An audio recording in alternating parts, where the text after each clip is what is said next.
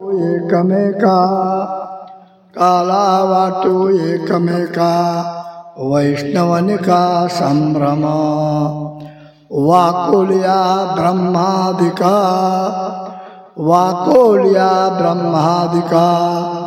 उत्तम लोका दाखव काला वाटू एकमेका वैष्णवनिका संभ्रम तुका मने भूमंडळी आम्ही बळी वीरगाडे काला वाटो एकमेका वैष्णवनिका संभ्रम ठाला विठ्ठल विठ्ठल विठ्ठल विठ्ठल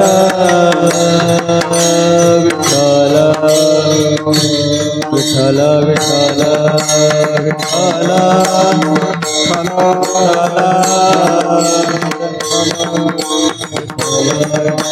कुंडली कबरदार विठ्ठल श्री ज्ञानदेव माऊली ज्ञानेश्वर महाराज की जय विठ्ठल विठ्ठल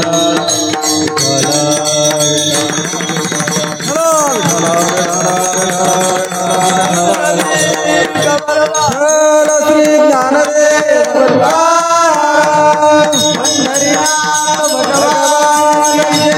ज्ञानेश्वर महाराज की जय जगद्गुरु तुकाराम महाराज की जय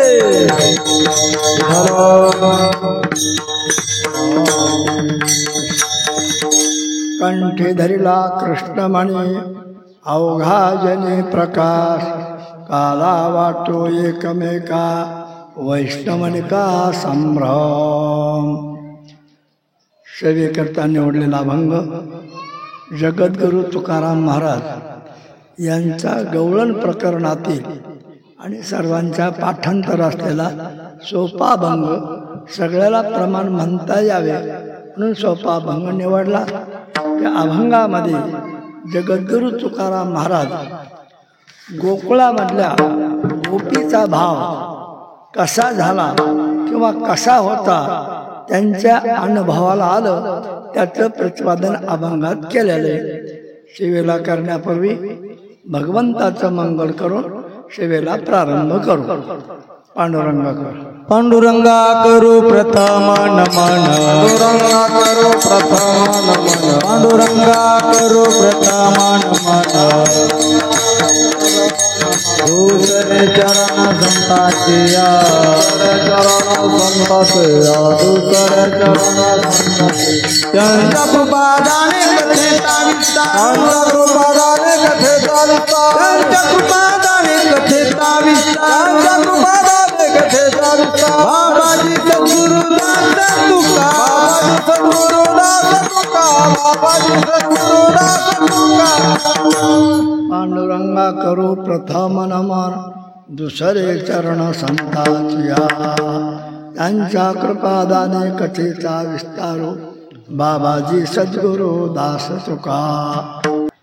शरण शरण एकनाथा पायी माता ठेवीला पायी माता ठेवीला पायी माता ठेवीला शरण शरण एकनाथा पायी माता ठेवीला पायी माता ठेवीला पायी माता ठेवीला शरण शरण एकनाथा पायी माता ठेवीला पायी माता ठेवीला पायी माता ठेवीला पायी माता ठेवीला पायी माता ठेवीला शरण शरण एकनाथा पायी माता ठेवीला पायी माता ठेवीला पायी माता ठेवीला पायी माता ठेवीला पायी माता ठेवीला शरण शरण एकनाथा पायी माथा ठेविला नका पाहू गुणदोष झालो दास पाजाचा महायोग पीठे तटे भीमरथ्याम वरम पुंडरीकाय दातुं मुनींद्रये समागत्य तिष्ठन्त आनन्दकन्दं परब्रह्मलिंगं भजे पांडुरंगं। श्री संताची ये माथा चरणावरे श्री संताचे माथा चरणावरे श्री संतांची माथा चरणावरे श्री संताचे माथा चरणावरे साष्टांग एकडे दंडवत साष्टांग एकडे दंडवत श्री संताचे माथा चरणावरी साष्टांग हे करी दंडवत। सेवेला प्रारंभ करण्यापूर्वी मंगल प्रकरण संपलेलं आहे आणि ह्या कार्यक्रमाचं काय निमित्त आहे, जवळजवळ विठ्ठलनगर वस्तीला आणि त्यांचे असणारे पाहुणे रावळे सर्वांना ज्ञात आहे। आपल्यात असणारे ज्याला प्रज्ञाचक्षु म्हणतात किंवा ज्यांना डोळे नव्हते असून नसून जन्मभर ज्याने आपला परमार्थ केला, भजन केलं, दोन्ही हरिपाठ पाठ काकडा पाठ अशा आपल्यात असणारे गणपत महाराज मुळे त्यांना जाऊन 1 वर्ष झाले। त्यांच्या जीवात्म्याला शांती मिळावी म्हणून 7 दिवस त्यांच्याच भावाने आणि त्यांच्याच पुतण्याने सर्वांनी मिळून भागवत कथेचं आयोजन आणि शेवटला काल्याच्या कीर्तनाचं आयोजन करून त्यांच्या स्मरणार्थ हा पुण्यतिथी सोहळा आहे। जन्मभर त्यांनी परमार्थ केला, बाकी नाही काही केलं, पण शुद्ध नामजप करणे, काकडा म्हणणे, दोन्ही हरिपाठ म्हणणे, दिवसभर 100-150 माळी जप करणे, स्वतः त्यांनी त्यांचा उद्धार करून घेतला। त्याच्यानंतर त्यांच्याच भावाने आणि त्यांच्याच पुतण्याने सर्वात ज्ञात आहे, नामाचा उल्लेख करायचा गरज नाही, त्यांच्या स्मरणार्थ वर्ष श्राद्धाच्या आतच त्यांचं स्मारक म्हणून भव्य आणि दिव्य कमी जास्त 10 लाख रुपये खर्च करून त्यांचे असणारे बंधू भीमरावमुळे आणि त्यांचे असणारे पुतणे कल्याणमुळे आणि कृष्णामुळे त्यांच्याच पैशाचं मंदिर त्यांनी उभा करून अजरामर नावाने कीर्ती राहील अशा प्रकारे उदार अंतःकरणाने त्यांना कार्य आणि त्यांच्याच मंदिरामध्ये मंदिर बांधल्यापासून काकडा भजन चालू, हरिपाठ चालू, त्यांचेच बंधू भीमरावमुळे आणि त्यांच्याच असणाऱ्या भाऊजाई त्या कौसाबाई देव यायच्या अगोदरच देवाला बोलवू राहिला आणि भगवंताच्या मूर्ती आल्यात। दोन्ही मंदिराच्या मूर्त्या आणून ठेवलेल्या आहेत, पण पावसाळ्यात त्यांची प्राणप्रतिष्ठा करता येत नाही, करता येणार नाही, पण दिवाळीच्या नंतर एक 3 दिवसाचा सोहळा कार्यक्रम स्थापना होईल आणि त्यांच्या नावानं जे काही नामस्मरण घडेल त्या मंदिरात सगळं पुण्य हे त्यांच्या जीवात्म्याला मिळून त्यांच्या आत्म्याला शांती मिळेल असा थोडक्यात परिहार देऊन मंगल प्रकरणाकडे वळू। पांडुरंगा करू प्रथम नमन दुसरे चरण संताची। भगवंताचं नमन का करायचंय, भगवंताला नमस्कार का करायचा आहे आणि संताला शरण का जायचंय हे आपल्याला कळलं पाहिजे। माणूस म्हणला की त्याच्या अंतःकरणात 3 दोष असतातच, मल, विक्षेप आणि आवरण। आपल्या भाषेत मल म्हणजे पाप करण्याची बुद्धी, विक्षेप म्हणजे आपल्या मनाचा अस्थिरपणा, बेचैनपणा, आवरण म्हणजे आपल्या स्वरूपाची अज्ञान, त्याची ओळख आपल्याला नाही, याच्याकरता देवाला संताला शरण जावतो। पहिले असणारे 2 दोष हे स्वतः जीवाला मानवाला घालवता येतात। या जन्मी किंवा पूर्वजन्मी निष्काम कर्म उपासना करून ज्यानं पहिले 2 दोष घालवले आणि अट्टहासाने नामचिंतन केलं, भगवंताचं ध्यान केलं, भगवत भक्ती पूर्ण केली की भगवंताची कृपा होते। मग भगवान परमात्मा पुढचं काम करीत नाही, आवरण घालवायचं काम योग्य असा साधकाला योग्य सद्गुरूकडे पाठवून त्याचा आवरण नावाचा दोष, अज्ञान नावाचा दोष, अविद्या नावाचा दोष घालवण्याकरता सद्गुरूला, संताला, साधूला, महात्म्याला शरण जावं लागतं। उत्तम अधिकारी असेल तर उत्तम सद्गुरू भेटतील, मध्यम साधक असेल तर सामान्य सद्गुरू भेटतील, आणि कनिष्ठ साधक असेल परमार्थात फक्त काहीतरी थोडाफार परमार्थ नादानं छंदानं करील, पण या जन्मात त्याचं कनिष्ठ अधिकाऱ्याचं काम होत नाही.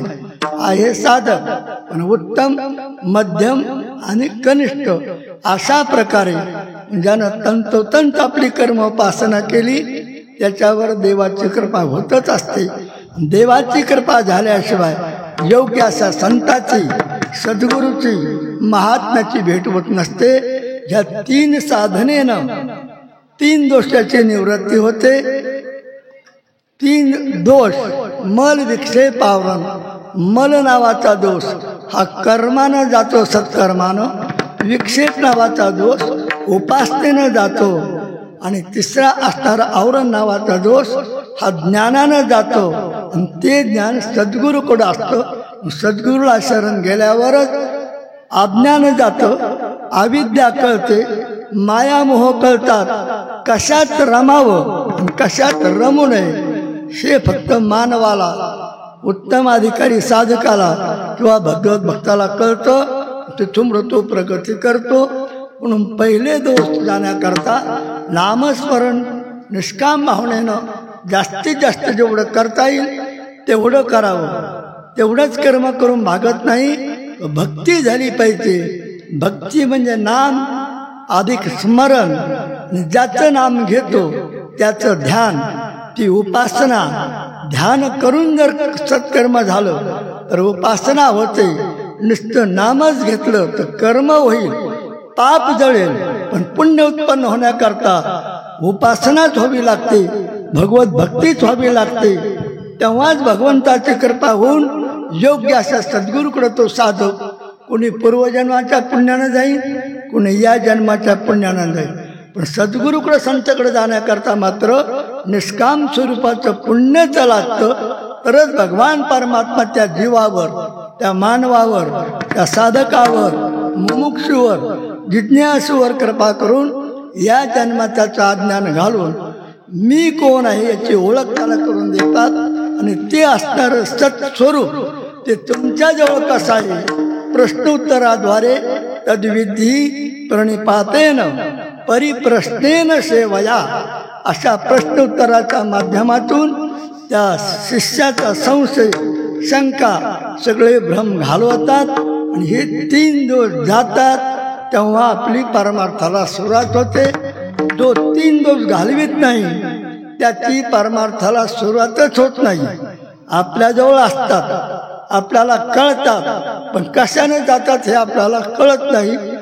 ते कळण्याकरता कीर्तन, भागवत, रामायण, प्रवचन, पाठ वारंवार ऐकावे लागतात. जेव्हा ऐकून ऐकून परमार्थ काय हे कळतं आणि प्रपंच काय कळतो. जग सगळं प्रपंच करतो, लोकांना प्रपंचच खरा वाटतो, परमार्थ कोणी करीत नाही, परमार्थ खोटा वाटतो. वास्तविक आहे परमार्थ खरा आणि प्रपंच खोटा. शास्त्राचे सिद्धांत वेदांचा, ब्रह्म सत्य आणि जगन मिथ्या. ब्रह्म नावाची वस्तू जगात एक खरी आहे आणि दिसणारा प्रपंच खोटा आहे. पण आपल्याला झाला भ्रम, प्रपंच वाटतो खरा आणि ब्रह्म वाटतं खोटं. आपल्या भक्ताच्या भाषेत जग खरं वाटतं, संसार खरा वाटतो आणि देव खोटा वाटतो. वास्तविक देव खरा आहे, पण तो निश्चय होण्याकरता वारंवार आपल्याला परमार्थातली पहिली पायरी म्हणजे श्रवण करावा लागतं. कळो का न कळो माणसाने ऐकत राहावं.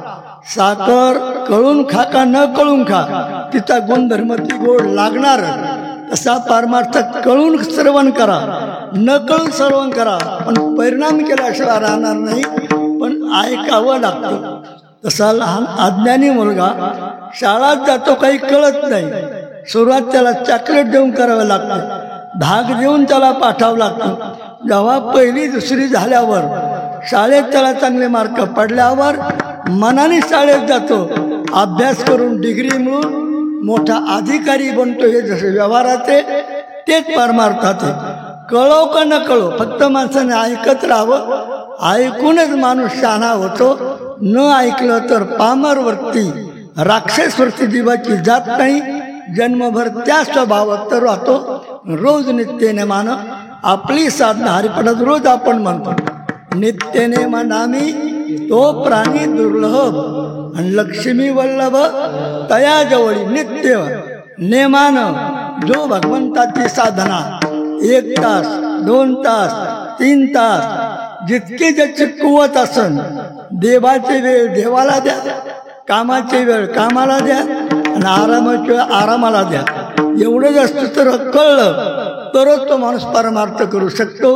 हे सूत्र जर कळलं नाही, सगळेच काम टाईम आपला कामाचाच आहे, सगळा टाईम झोपीचाच आहे. अज्ञानात भ्रमात राहतो आणि जन्माला हेला आणि पाणी वाहू वाहू मेला यानं प्रपंचच करीत बसून जन्मभर रडत बसतो. वास्तविक प्रपंच हा सुखाचा आहे, सुखरूप आहे.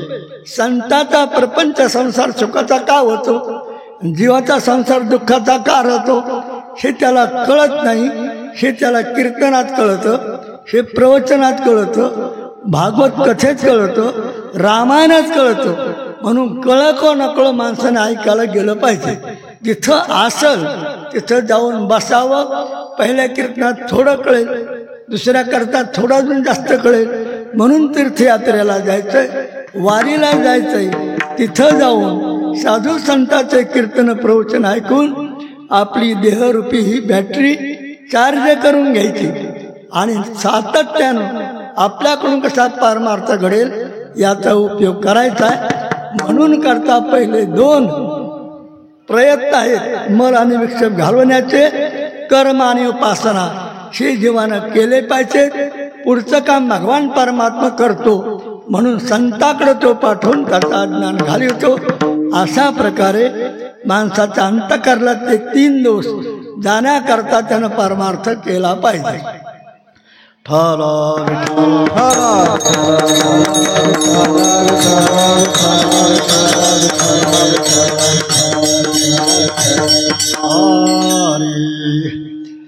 गवळण प्राभंग तुकाराम महाराजचा आहे.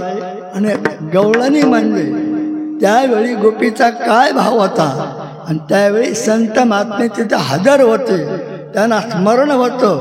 आणि तो गोपीचा भाव, ती अवस्था त्यांनी अभंगाच्या वाणीतून आपल्याला गुणगान करण्याकरता प्रकट केली. त्याच्यामुळे भगवंताचं गुणगान करू शकतो. भगवंतानं जर अवतार घेतला नसता सगुण साकार, तर वर्णन कोणाचं केलं असतं. पूर्णतम असणारे अवतार कृष्ण आणि राम आहेत आणि त्यांचं भागवत आणि रामायण आपण वारंवार ऐकतो. म्हणून त्याच्याशिवाय आपलं पापही जळत नाही आणि भक्ती केल्याशिवाय आपला असणारा विक्षेप नावाचा दोष पण जात नाही. अभंगाच्या प्रथम चरणात काय सांगतात त्याचा विचार करू. धरिला कृष्ण मने, धरिला कृष्ण मने, धरिला कृष्ण मने, धरिला कृष्ण मने, धरिला कृष्ण मने, धरिला कृष्ण मने, धरिला कृष्ण मने, धरिला कृष्ण मने. अवघाजने प्रकाश, अवघाजने प्रकाश, काला वाटू एक मेका, काला वाटू एक मेका. अवघाजने प्रकाश, अवघाजने प्रकाश, काला वाटू एक मेका, काला वाटू एक मेका.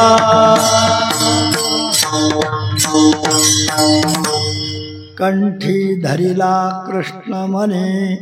कंठामध्ये ज्यानं कृष्ण नावाचं नाम मनामध्ये पकडलंय, कंठी धरिला कृष्ण म्हणे. जर असा कंठात कृष्ण बसला, वाणीत कृष्ण बसला तर काय होतं. उत्तरार्धात सांगितलंय, अवघा जनी प्रकाश, जन म्हणजे जगामध्ये त्याचा प्रकाश पडतो. साधू संतांच्या जगात प्रकाश का आहे? त्याने कंठात कृष्ण आणि मनात भगवंताचं रूप ध्यान ठेवले म्हणून संतांच्या जगात प्रकाश आहे. संसारी माणसाच्या जगात प्रकाश का नाही? घरात प्रकाश का नाही? गावात प्रकाश का नाही? कंठात कृष्णमणी धरला नाही तर त्याचा पुढं प्रकाश पडत नाही. अज्ञान अंधकारात दुःखात संसाराची व्याख्या सांगायची गेलं, सदनीत रडरड, सदनीत हाडहाड, सदनीत फडफड, सारखी करकर आणि सारखी मरमर, याच्याशिवाय संसारात काही सापडत नाही. आणि ज्यानं कंठात मणी धरला त्याचा जगात प्रकाश पडतो. म्हणजे देव सखा जरी जग अवघे कृपा करी, जगानं देवाला मित्र केले, जग त्याच्यावर कृपा करते. अशा प्रकारचा जगात त्याचा प्रकाश पडतो. त्याचं ज्ञान उच्च कोटीचं, त्याची भक्ती उच्च कोटीची, त्याचे सत्कर्म उच्च कोटीचे. असा भगवत भक्त भगवान परमात्मा त्याच्यावर कृपा करून त्याला महान बनवितो. म्हणून कंठी धरिला कृष्ण मनी अवघा जनी प्रकाश. अवघा म्हणजे सगळ्या जगात त्याला मान मानण्यात आहे. आज ज्ञानेश्वर महाराज जाऊन 700 वर्ष झाली, नाथबाबा जाऊन 400 वर्ष झाली, तुकाराम महाराज जाऊन लगभग 350 वर्ष होऊन गेले, पण त्यांचा अजून जगात प्रकाश पडतो. ऐसी चराचरी कीर्ती जाती, ऐसी चराचरी कीर्ती जाती, ऐसी चराचरी कीर्ती जाती, ऐसी चराचरी कीर्ती जाती. उभारिला ध्वज ती लोकावरी, उभारिला ध्वज ती लोकावरी, उभारिला ध्वज ती लोकावरी, उभारिला ध्वज ती लोकावरी. ऐसी चराचरी कीर्ती जाती, ऐसी चराचरी कीर्ती जाती, ऐसी चराचरी कीर्ती जाती, ऐसी चराचरी कीर्ती जाती. केवढा माऊलीचा प्रकाश पडला. उभारीला ध्वज तीही लोकावरी, या लोकात नाही त्रैलोक्य ज्याचा प्रकाश पडला. त्रैलोक्य म्हणजे आपला मृत्यूलोक, वर स्वर्गलोक आणि खाली पाताळ लोक, इतक्या लोकात ज्याचा प्रकाश पडला. अजून मी तो दिपायला तयार नाही. जोपर्यंत चंद्र सूर्य आहेत तोपर्यंत तो प्रकाश, ज्ञानरूपी प्रकाश जगातला कधी संपणार नाही. आणि चराचरा त्यांची कीर्ती आज माऊलीच्या सोहळ्याला कोणाला पत्रिका नाही, कोणाला आमंत्रण नाही, पण आज 7 ते 8 लाख लोक तिथं माऊली माऊली त्यांच्या नावावर जातात. कोण जेऊ घालतंय, पुढं झोपतात आणि काय होतंय. आपल्या घरी 2-4 पाहुणे आले तर 3-13 9 बार आपले होते व्यवस्था करता करता. पण माऊली आज 7 ते 8 लोकाला सुरक्षित कसं सांभाळून येते. तुकाराम बाबा 5-7 लाख लोकाला कसे सांभाळून येतात. नाथ बाबा हजारो लाखो लोकाला कसे सांभाळून येतात. प्रत्यक्ष त्याचा आपल्याला चमत्कार आहे, साक्षात्कार आहे. काही त्यांचा आपला संबंध नाही, पण माऊली तुकाराम महाराज नाथबाबा करून आपल्याला आदरानं प्रेमानं 2 घास खाऊ घालतात. नाही गेला तर दक्षिणा देतात आणि मिष्टान्नाचं रोज मिळते. घरी आपल्याला चटणीवर बरोबर तेल मिळत नाही, तर टायमाला भाकर मिळत नाही. दृष्ट चमत्कार साक्षात्कार म्हणून काय पाहिजे आपल्याला. पण तरी आपला संसारावर भरोसा, संसाराला सोडित नाही, खेटर खाल्ल्याशिवाय राहत नाही. आणि साधू संतांचा आनंद दिंडी सोहळ्यात गेल्यावर काय जावे त्याच्या वंशा तेव्हा कळे. पाण्याचा मासा आणि झोप घेई कैसा. आपलं वाटतं पाणी मासा फिरतून झोप कसा घेतोय, पण त्याच्या जन्मात गेल्यावर कशी झोपावी हे त्याला कळतं. तसं परमार्था दिंडी सोहळ्यात गेल्यावर काय आनंद आहे, किती सुख आहे, जो जातो त्याला कळतं. भुक्ती मुक्ती खायला बी चांगलं, आणि मुक्तीचारी लोकी त्याच्या पार लोळण घेतात फुकाच साठी, पण कोणी त्याकडनं पाहे रे. इतकं सोपं, एवढं सुखाचं, एवढं आनंदाचं साधन असून इतके कामात रत झाले, इतके कामात रमले, जन्म गेला, पण एक पायी वारी सुद्धा आपल्याला चांगल्या चांगल्या लोकांना घडत नाही. हे आपलं दुर्भाग्य. प्रपंचच खरा वाटतो, संसार खरा वाटतो, तिथंच घरादाराचे खेळ रखात बसून तिथंच रडत बसतो. ही प्रत्यक्ष वस्तू तिथे. पण जो सोहळ्यात जातो, दिंडीत जातो, काय आनंद आहे हे त्याला आल्यावर विचारावं. कोणी त्याच्या नात्याचं नाही, कोणी वात्याचं नाही. तिन्ही टाईम नाश्ता किती वेळा, जेवण किती वेळा, संध्याकाळचं निवाऱ्याची सोय, आणि पुन्हा दक्षिणा देऊन आनंदात सुखात 20-22 दिवस कधी जातात. त्याला ध्यान सुधारत नाही कोणता वार आला आणि कोणता गेला. इतकं संतांच्या संगतीत द्रष्ट माऊली सुख देते, संत सुख देतात. संतांच्या शब्दावर भरवसा नाही आपला.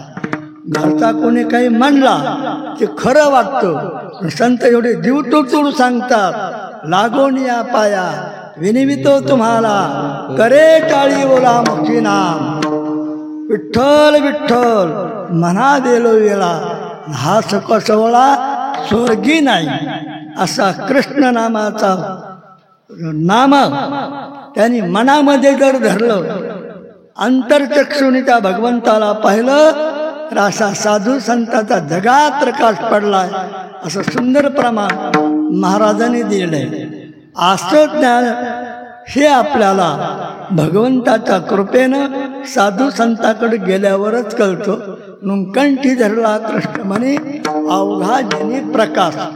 असा नामस्मरणाचा आनंद घेतल्यानंतर तुकाराम महाराज म्हणतात, काला वाटू एक काला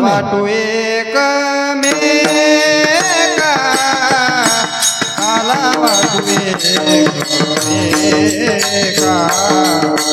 काला वाटू काला वाटू काला वाटू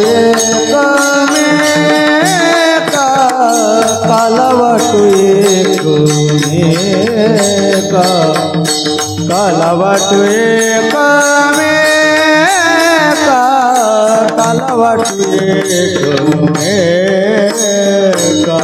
काला वाटू काला वाटू काला वाटू काला वाटू काला वाटू काला वाटू काला वाटू काला वाटू काला वाटू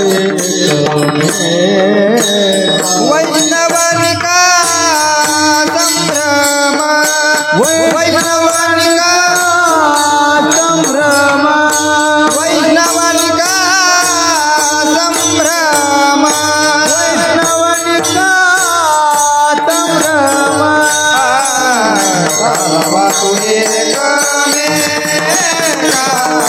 काला वाटू काला वाटू काला वाटू काला वाटू काला वाटू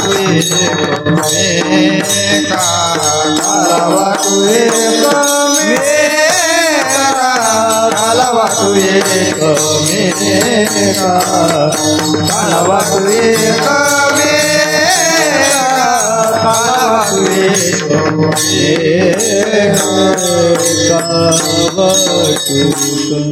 तुकाराम महाराज सांगतात, असा काला म्हणजे कोणता? हरिनामाचा खिचडी काला. ज्याने कंठात कृष्ण धरला त्याला प्रेम निर्माण झालं, एकामेकाला शरण जातात, लोटांगण घालतात, एकामेकाच्या पाय पडतात, आनंद उत्सव करतात. असा आनंद काला म्हणजे नामस्मरण करून जो आनंद होतो एकामेकाला प्रदान करणं. काला वाटू एकमेका वैष्णवाला म्हणजे भगवत भक्ताला मिळतो, निक्या वैष्णवाला मिळतो. म्हणजे माळकरी असावा, भगवत भक्त असावा, साधन निष्ठा असावा. असा जो वैष्णव निका आहे, निष्ठा माळकरी त्याला काळा मिळत नाही, तर तो निका वैष्णव म्हणजे शुद्ध भक्तीचा ज्याला रंग लागला, ज्याचं पवित्र चित्त बनलं, ज्याचं निर्मळ मन बनलं, बुद्धी शुद्ध झाली, असा वैष्णव निका हे एकमेकाला काला वाटतात. म्हणजे नामस्मरणाचा आनंद घेऊन पावल्या खेळणं काय, चाली खेळणं काय, भजनात भरडात नाचणं काय, असा काला तेही सेवन करतात आणि जगालाही देतात. सेवितो हा रस वाटितो अनेका आणि घ्यारे होऊ नका रान भरी, त्यांचा आनंद जगाला सांगतात. संसाराचा आनंद सांगताच येत नाही, नाही त्या आनंदाशी जोडा, सांगता गोष्टी लागती गोडा. इतका आनंद भगवत भक्ताला नित्या वैष्णवाला होतो आणि ते एकामेकाला वाटतात. आणि संसारातलं दुःख जर गाठभेट झाली पाहुण्या पाहुण्याची, कसं काय चाललंय, बरं डबल विचारा खरंच कसं काय चाललंय, जे आहे ते बरं. पुन्हा विचारा कसं काय चाललंय, आम्ही सांगून तुम्ही ऐकून. इतकं दुःख असतं. अनेक दुःखे सांगो किती, सकळ संसाराची स्थिती, न साहे पाषाण फुटते, भय काप चित्ती भरलाच. तर संसारातलं दुःख सांगायला लागलं तर दुसऱ्या माणसाला रडू येतं. काय माणूस दुःख भोगतो सहन करतो, इतकं दुःख भोगून सुद्धा त्या संसारातच मरतो, त्यालाच चांगलं म्हणतो. हे जीवाचं दुर्भाग्य. म्हणून करता परमार्थात या आनंदाला कमी नाही, संसारात राहा दुःखाला कमी नाही. आपली भावारातली म्हण आहे, सुख पाहता जवा पाडी आणि दुःख पर्वता येवडे, त्याचं नाव संसार. आणि सुख दुःख पाहता जवा पाडी, सुख पर्वता येवडे, त्याचं नाव परमार्थ. दृष्ट अनुभवाला येते, त्याचा रोज साक्षात्कारी, रोज आपल्याला चमत्कार अनुभवाला येतो. पण अज्ञानानं, मायेनं, अविद्येनं, ममतेनं कितीही ऐकतो पण तो सोडून देतो. म्हणजे शास्त्रीय भाषेत सांगायचं ठरलं तर जो ऐकतो, कळतो पण वळत नाही, त्याला राक्षस वृत्ती म्हणतात. ऐकत आहे ज्याला कळत आहे त्याला मानव मानतात. ऐकून कळून जो आचरणात अंमलात आणतो त्याला साधक मुमुक्षु भगवत भक्त म्हणतात. आणि तोच देवस्वरूप होतो आणि संतपद प्राप्त करतो, त्याला ज्ञानी महात्मा संत म्हणतात. अशा प्रकारे राक्षसवृत्ती स्वभावाच्या माणसाला कितीही सांगा, म्हणून संत महात्मे म्हणते, किती सांगू तरी नायकती बटकीचे आणि पुढे शिंदळीचे रडती. इतक्या खमंग शिव्या दिल्यात, पण माणसं हसून ऐकत आणि सोडून देत. त्याला काय तेवढा धंदा ते सांगायचे, आमचा संसार, आमचा प्रपंच, आमचा ढोर, आमच्या गाई, आमची शेती हे कोण करेल. करा पण कामाच्या टायमात काम करा, रामाच्या टायमात राम करा, आरामाच्या टायमाला करा, काहीच नुकसान नाही. पण माणसं आराम भरपूर करतात, काम 8 घंट्याचं 16 घंटे करतात आणि संसारात दुःख भोगतात. साधू संत महात्मे कामाच्या टायमाला काम करतील, आरामाच्या टायमाला आराम करतील, रामाच्या टायमात राम करतील. जर संसारात सुखी व्हायचा असेल तर मानवाने 2 घंटे साधना करावी, त्याचा संसार सुखाचा होईल. 1 घंटा साधना करतो त्याचा संसार सुखाचा होतच नाही. राक्षस कुठं सुखी झाले का? राक्षस कधी सुखी झालेच नाही आणि संत कधी दुःखी राहिलेच नाही. दिसायला तो कोरून होतं पण आतून नाही आनंदाशी जोडा. सांगता गोष्टी लागती गोडा, आलाशी आकारा मोत्या झाडा, तुका म्हणे भिडा भक्तीची या. अशा प्रकारचा आनंद हा साधू संतांकडे रोज हरिपाठात म्हणतो. अवघे चित्रलोक बोला.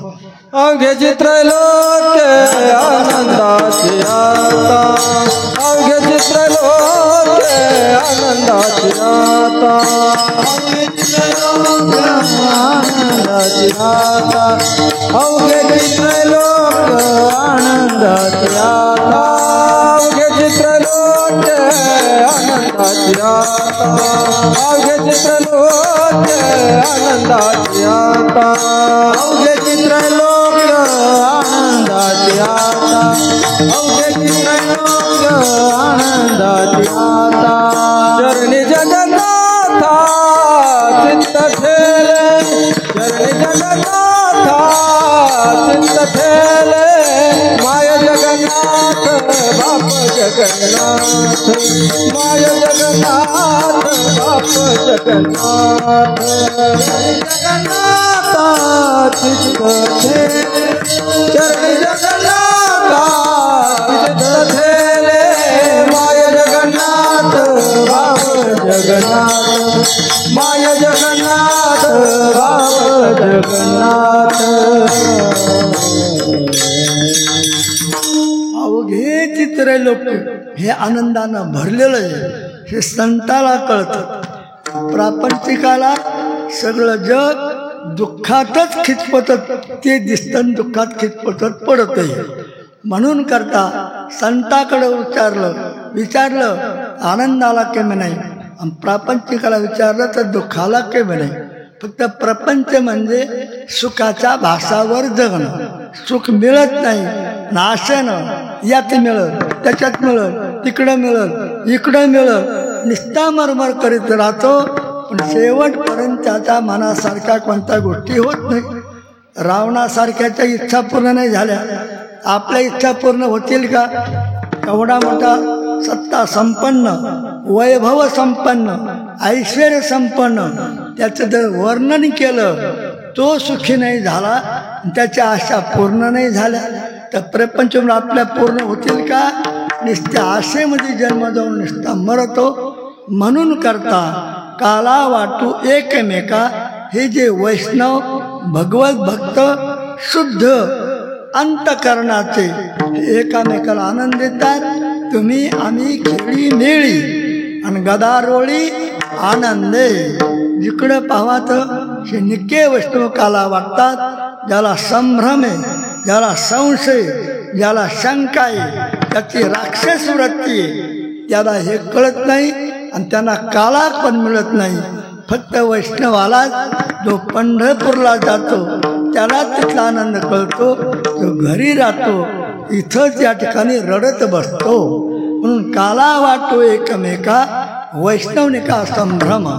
असा आनंद सेवन केल्यानंतर तिसऱ्या चरणात काय म्हणतात? वकुलिया ब्रह्मादिका, वकुलिया ब्रह्मादिका, वकुलिया ब्रह्मादिका, वकुलिया ब्रह्मादिका, वकुलिया ब्रह्मादिका, वकुलिया ब्रह्मादिका, वकुलिया ब्रह्मादिका, वकुलिया ब्रह्मादिका. उत्तम लोका दाखवू, उत्तम लोका दाखवू, काला वाटू एकमेका, काला वाटू एकमेका. उत्तम लोका दाखवू, उत्तम लोका दाखवू, काला वाटू एकमेका, काला वाटू एकमेका, एकमेका. हे त्यांनी वैष्णव म्हणतात. वाकोल या ब्रह्मादिका म्हणजे जो वैष्णवाला भगवत भक्ताला आनंद मिळाला आणि त्यांनाच मिळतो. जरी ब्रह्मदेव असतील चंद्रदेव असतील, इंद्रदेव असतील, ब्रह्माजी म्हणजे जेवढे सगळे स्वर्गात गेलेले देव आहेत, वाकवल्या ब्रह्मादिका म्हणजे बाकी सगळ्या देवता आल्या. वाकवून त्याला वाकडं दाखवू मृत्यू लोकात भक्ती करून किती आनंद भोगतो. हा स्वर्गात आनंद नाही, पशवाची योनीमध्ये आनंद नाही, नरकात नाहीच नाही. अशा उत्तम लोकाला वाकडं दाखवतात. आपल्या व्यवहारातली म्हणे आम्ही खाऊ पापड आणि तो खाय आल्याचा मेकर, तशी गती इथं. वैष्णवाचा आनंद किती मिळतोय एकामेकाला भेटल्यावर कळतोय.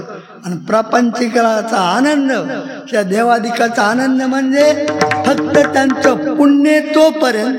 पुण्य संपलं, पुण्याची पावटी सरे, सवे चिंदरपणाची उठी उतरे. आणि येऊ लागती माघारे मृत्यू लोकात 84 लाख योनीमध्ये सारखं फिरावं लागतं. म्हणून असे वैष्णव उत्तम असणारे देवादिकाला वाकडं दाखवतात.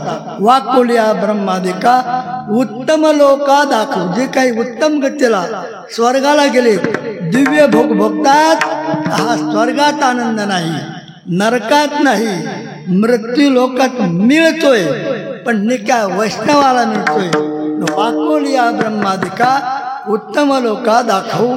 अशा प्रकारचा भगवत भक्ताचा आनंद भगवत तुकाराम महाराज त्या गोपिकाच्या भावनेतून प्रतिपादन करतात. आणि शेवट चरणात काय सांगतात त्याचं तुका म्हणे भूमंडळी, तुका म्हणे भूमंडळी, तुका म्हणे भूमंडळी, भूमंडळी, तुका म्हणे भूमंडळी, तुका म्हणे भूमंडळी, तुका म्हणे भूमंडळी, तुका म्हणे भूमंडळी, तुका म्हणे भूमंडळी, तुका म्हणे भूमंडळी,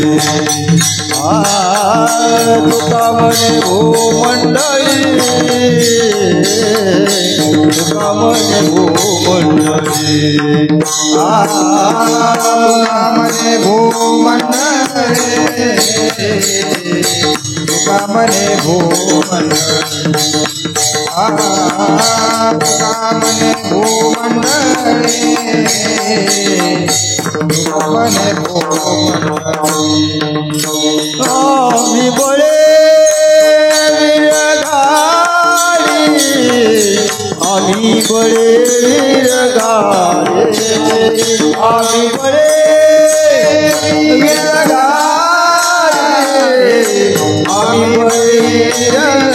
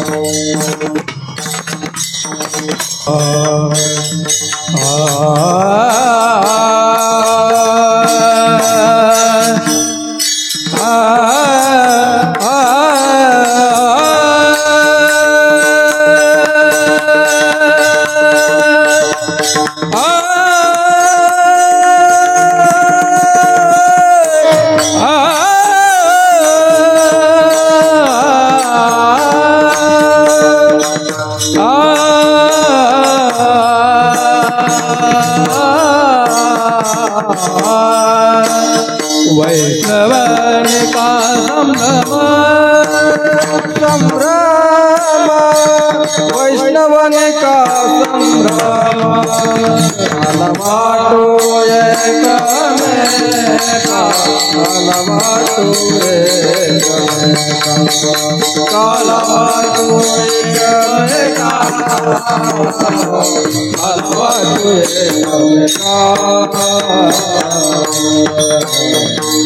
बळीवीर गाढे ह्या भूमंडळामध्ये मृत्यू लोकामध्ये एक शूर आणि वीर कोण असतील तर ते वैष्णव आहेत, भगवत भक्त आहेत, शूर आहेत, वीर आहेत, धीर आहेत. आणि या भूमंडळामध्ये जेवढा मृत्यू लोक आहेत पृथ्वी तलावर संतासारखं मोठं कोणी नाही आणि देवासारखं मोठं कोणी नाही. हे संतांनी देवाचं महात्म्याला प्रतिपादन केल्यामुळं आपल्याला देवाचं महत्त्व कळलं. संतानंतर आपण जन्माला आलो हे आपलं परम भाग्य. त्यांच्या अगोदर जन्माला आला असतो आपल्याला सुद्धा देव कळाला नसता. ऋषी मुनी संत यांनी आपल्याकरता आयतं करून ठेवले. संस्कृत होतं पण ते इतर समाज, ब्राह्मण समाजाला सांगत नव्हता, अज्ञानात ठेवत होता. आम्ही ज्ञान करावं, आम्हीच अभ्यास करून मोठं व्हावं आणि 3 वर्णाला सांगू नये. भगवंताला दया आली सामान्य रूपामध्ये, प्रत्येक जातीमध्ये भगवंतानं मानव रूपामध्ये संताला पाठविलं आणि सगळं ज्ञान उघडं करून टाकलं आणि सगळ्याला परमार्थ करता यायला लागला. सकळासी येथे आहे अधिकार आणि कलियुगी उद्धार हरीच्या नामानं. सगळे अवघड ग्रंथ केले पण शेवट भगवंताला दया आली, संताला दया आली. ही अवघड काही करू शकत नाही, मिळू शकत नाही. ही अभिमानानं असेच मरतील. पण भोळ्या भाव्या भाविका करता साधा हरिपाठ नामाचं महात्म्य प्रतिपादन करून ज्यानं नामाला पकडलं तो संत होतो. जो ज्ञानाला पकडतो अहंकारानं इथंच मरतो. ना त्याला मुक्ती ना त्याला भुक्ती. देवाचे द्वारी उभा क्षणभरी तेने मुक्तिचारी. साधीला 4 मुक्ती त्याला देवळाच्या जाऊन मिळतात. तू फक्त देवळात जा, कथेत जा, ऐकत जा. भगवंतानं 2 अमृत प्रत्येकाला दिले पण अमृत आपल्याला कळतच नाही. एक आहे कथामृत आणि एक आहे नामामृत. नामामृत स्वतः सेवन करता येतं आणि कथामृत संताकडून, सद्गुरूकडून, साधू पुरुषाकडून ऐकून आपलं जीवन धन्य बनावं लागतं. असे शूरवीर धन्य कोण असते जगात तर एक संतच आहे. तुका म्हणे भूमंडळी आम्ही बळीवीर गाडे. असा काला वाटू एकमेका आणि वैष्णवने का संग्रम.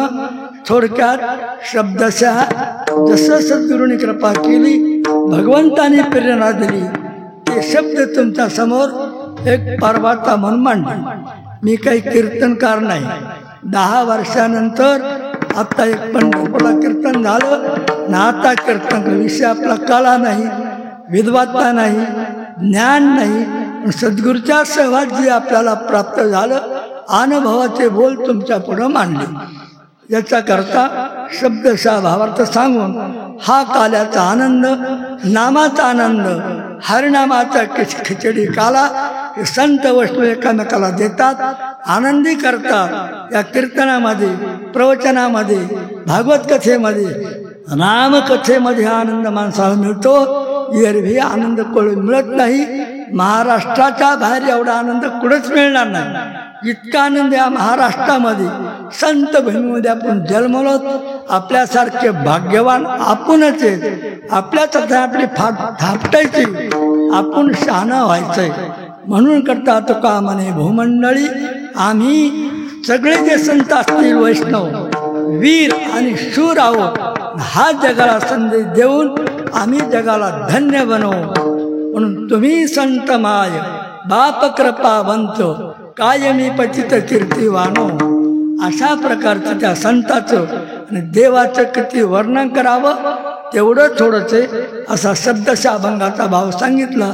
थोडं गोकुळातलं चरित्र 1-2 आपल्याशी सांगू आणि आपल्या सेवेला वेळेच्या आत पूर्णविराम देऊ. विठोबा रखुमाई विठोबा रखुमाई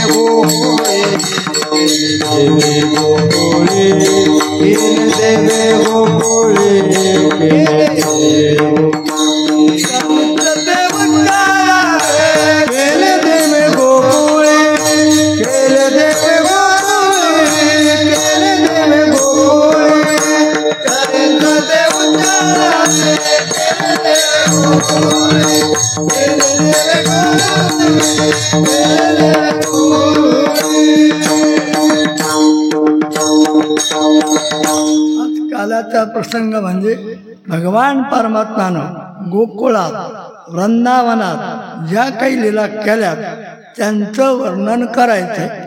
अशा प्रकारचा हा दंडक आहे. पहिल्या दिवशी करायचा असेल तर मंगलाचा अभंग नामाचा घ्यावा. आदल्या दिवशी मध्ये कोणतंही ज्ञान सांगावं. आदल्या दिवशी देवाला मागणी मागावी 7व्या दिवशी. 8व्या दिवशी ज्या भगवान परमात्म्यानं आपल्या करता लीला केल्या त्या लीलेचं वर्णन बालवयात भगवंताची कर्तुम अकर्तुम अन्यथा कर्तुम शक्ती काय ही भगवंतानं दाखविली. आणि सगळ्या राक्षस वृत्तीचे जे होते आसुर त्यांचा निपात केला. पण भगवान परमात्मा जन्माला आल्यापासून नव्हे अगोदरपासूनच सुरुवात झाली होती. लग्नाच्या टायमाला तिथून कसं तरी बचलं वाचले. पुन्हा कारागृहात जन्म झाला. तिथं सुद्धा बंदीखान्यात हातपायाला देड्या दारं लावलेले पहारेकरी सगळे असून सुद्धा पण कर्तुम अकर्तुम अन्यथा कर्तुम शक्तीनं भगवंतानं कसं तिथून सुटका केली इतकंही कंसाला कळलं. पण त्याचा अहमपणा मीपणा गेला नाही. याला मी मारीन. वसुदेवाने त्याला मथुरेतून गोकुळाला जाताना मध्ये यमुना नदी होती. दर्शन होणार नाही म्हणून चरणाचा अंगुष्ठ काढून यमुनेला दर्शन दिलं. गोकुळात नंद बाबाकडं नेहून घातलं वाड्यात. जे विघ्नाला सुरुवात झाली कृष्णाने पण केला. राक्षस कितीही पण करतात पण त्यांचा पण कधीच कडेला जात नाही. कारण ते दुष्ट दुराचारी पापी असल्यामुळं त्यांना यश आणि जय मिळत नाही. आणि भगवान परमात्मा यश स्वरूप यश श्री औदार्य ज्ञान वैराग्य ऐश्वर्य संपन्न असे असले भगवान इतक्या बालवयात भगवंतानं चमत्कार दाखविला लीला दाखविल्या. आणि 8 प्रकारचे दैत्य कसे कसे मारले प्रत्येक कीर्तनात आपण ऐकलेले. ते सांगायचं नाही पण त्यातला सिद्धांत म्हणजे काय. भक्ताला देव तारतो आणि दुष्टाला देव मारतो. मग भक्त होऊन तारायचंय का दुष्ट पामर होऊन मारायचंय हा ज्यानं त्यानं विचार करावा. शास्त्रातला सिद्धांत आपण शिकायचा आहे. आत्तापर्यंत कौरवाचं राज्य किती होतं. दुष्ट बुद्धीनं आतून आंधळा वरून आंधळा भगवान परमात्म्याने सांगायचा प्रयत्न केला. हा दुष्ट दुराचारी माझं ऐकणार नाही. हा संपत्तीनं वाढलेला आहे सत्तेनं वाढलेला आहे आणि याला सांगून उपयोग होणार नाही. रणांगणात अर्जुनाचं निमित्त करून त्याच्या हाताखालचा घोड्याचा खरारा करणारा संजय याला दिव्य दृष्टी दे. तुझ्या हाताखाली तुझं तरी ऐकन. इतकी गीता संजयने त्याला सांगितली पण तरी त्या आंधळ्याच्या डोक्यात प्रकाश पडलाच नाही. स्वतःचा बोऱ्या वाजून घेतला. सगळे कौरव गेले सत्ता गेली ऐश्वर्य गेले आणि 5च पांडव होते, भगवंताला धरून राहिले, दुःख भोगलं, पण आज पांडवाचा जय जयकार आहे आणि धृतराष्ट्राचा कौरवाचा नायनाट झाला. म्हणजे जो आसुर बुद्धीनं वागतो त्याचा नाश होतो, तो सात्विक बुद्धीनं परमार्थात प्रवृत्त होऊन साधना करतो त्याचं आजही कल्याण होतं. त्या चरित्रावरून आपण हे शिकायचे. गोष्टी आपण भरपूर ऐकल्यात, पण आचरणात काय आणायचे, विचार काय करायचा आहे, सारासार करा, विचार करा. उठाउठी म्हणजे जागोजागी पावलोपाल विचार करतात. आपण काय करतो, आपण काय केलंय, सद्गुरूने काय सांगितलंय, संतांनी काय सांगितलंय, शास्त्राने काय सांगितलंय, त्याचं काय अनुकरण करतो, काय आचरण करतो, त्याचा विचार करण्याकरता कृष्णलीला आपल्याला पुराण साक्ष आहे. आणि त्या पुराणाच्या कथा ऐकून आपलं जीवन जर मंगलमय बनायचं असेल तर रामकथा ऐका, आणि मरण सुधारायचं असेल तर भागवत कथा ऐसा, आणि चांगल्या पूर्ण जगात सत्पुरुष महात्मा जगायचं असेल तर ज्ञान प्राप्त करून त्याचं आचरण करा. जगाला सांगू नका. लोका सांगे ब्रह्मज्ञान, आपण कोरडे पाषाण, त्याच्या शब्दाचा काही जगावर परिणाम होत नाही. कमर बांधू बांधू किती कीर्तन सांगते, एक माणूस कोणी सुधारायला तयार नाही. का सुधारत नाही? सांगणाराच हुकल्याला, ऐकणारा कसा होईल चांगला. त्याकरता सांगणाराने ज्याचा आचार चांगला, ज्याचा विचार चांगला, ज्याची कृती शुद्ध, त्याच्या शब्दाचा उपयोग हा समाजाला होतो, त्या शब्दात जीवाचं कल्याण होतं. ज्याचा आचार, ज्याचा विचार, ज्याची कृती, त्यानेच उच्चार करावा. ज्याचा आचार बरोबर नाही, ज्याचा विचार बरोबर नाही, कृती बरोबर नाही, सांगायला दम नाही, जीवनात काही त्याचं परिवर्तन नाही आणि दुसऱ्याचं नाही. फक्त परमार्थ म्हणजे बाजार झाला, परमार्थ म्हणजे धंदा झाला. म्हणावा कोणी, बोलावा कोणी, आणि बोललं कोणी त्याचं नड दाबल्याशिवाय राहत नाही. याचा प्रसंग सांगतो अनुभवाचा. 20 वर्षापूर्वीचा नामजपाचे सप्ते सुरू आम्ही केली. जवळजवळ 2 महिने सप्ते चालले आणि महाराज लोकांचे कीर्तन बंद पडले. महाराज लोकांचा मोर्चा आमचे महाराज नाही. असं काय सुरू केलं, कीर्तन नाही, प्रवचन नाही, पारायण नाही, निष्ठा नाम जपे, माघार घ्यावा लागेल, गप्प बसावं लागला. 99 ते झाले, एकटा सगळं, पण मी काय करणार म्हणून 20 वर्ष सप्ते बंद पडले. पण लोकांनी सप्ते बंद केले नाही. त्या सप्त्यातले अजून 50% सप्ते दरवर्षी नामजपाच्या सप्तामध्ये पुण्याला कमी नाही आणि खर्च काहीच नाही.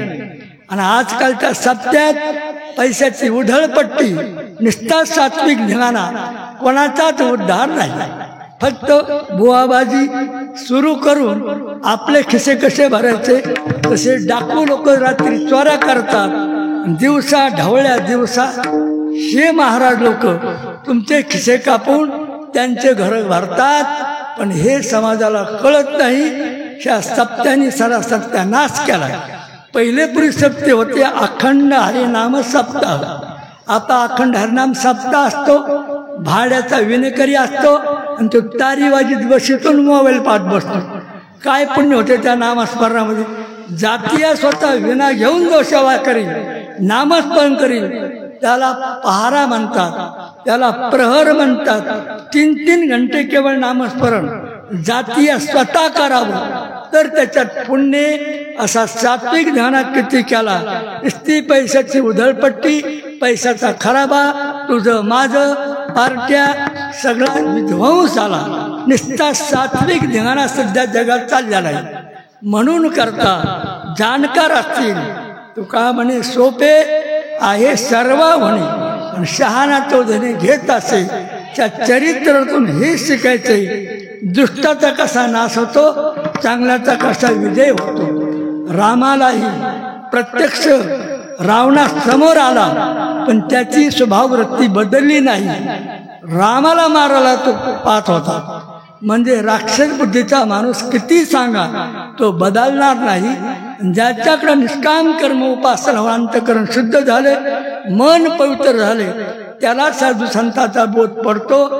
ते थोडं माणसं नित्य नेमानं वागून आपलं जीवन धन्य बनवितात. म्हणून करता ह्या चरित्रातून कृष्ण भगवान परमात्मा नंदाच्या घरी आले, अनेक राक्षसाला मारलं, सगळे खेळ खेळून दमले. आता कृष्ण मोठे झाले, खोड्या करू लागले. गोपी भावामध्ये गोपी कृष्ण भगवंताच्या नामाशी रूपाशी किशी तन्मय होत्या.